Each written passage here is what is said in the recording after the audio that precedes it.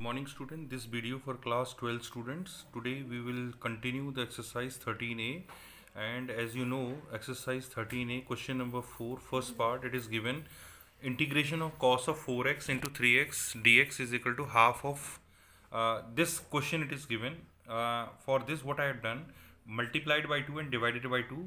Why I have done this? Because this gives the form 2 cos a cos b, and this formula is available because in this format it is not possible to to integrate it. So I have used the formula 2 cos a cos b is equal to cos a plus b plus cos a minus b. So this portion, half of cos for a plus b means 4x plus 3x plus cos x minus 3x dx. After that, it is we can write cos of 7x dx plus half of cos x dx, because half I multiply inside the bracket. So half of sine 7x upon 7 is the integration of cos 7x, and integration of cos x is sine x plus c. So this is the final answer. Half I have taken common, so this is the final answer which I have written over here. So you can note down this part.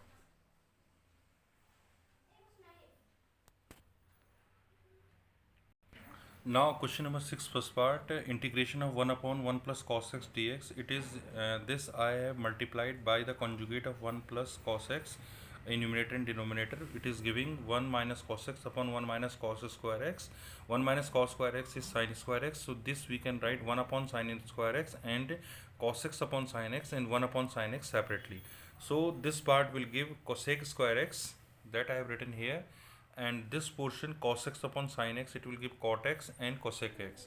So cosec square x integration, it is available. The formula is minus of cot x, and cosec x cot x, this formula is also available. So it will give minus cosec x. So minus minus plus, so cosec x is positive, minus cot x plus c. So this is the final answer for this question. Now this question number 6, fifth part, it is given integration of root of 1 plus cos x dx. So I have written the formula of cos a. This is cos a is equal to 2 cos square a by 2 minus 1. This formula I have used. So here 1 plus 2 cos square x by 2 minus 1, 1 to 1 cancel. So root 2 will be outside. So only cos x by 2 will remain here, and integration of cos x by 2 is sin x by 2, and in denominator we have to write the coefficient of x. The coefficient of x is half, so in denominator it will be half. So this 2 will go along with this root 2, so it will become 2 root 2 sin x by 2 plus c is the final answer for this question.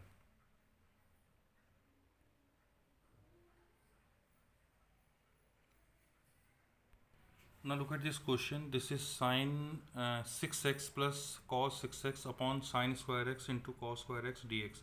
So here I have to apply the formula of a cube plus b cube. So what I did, sine square x whole cube plus cos square x whole cube.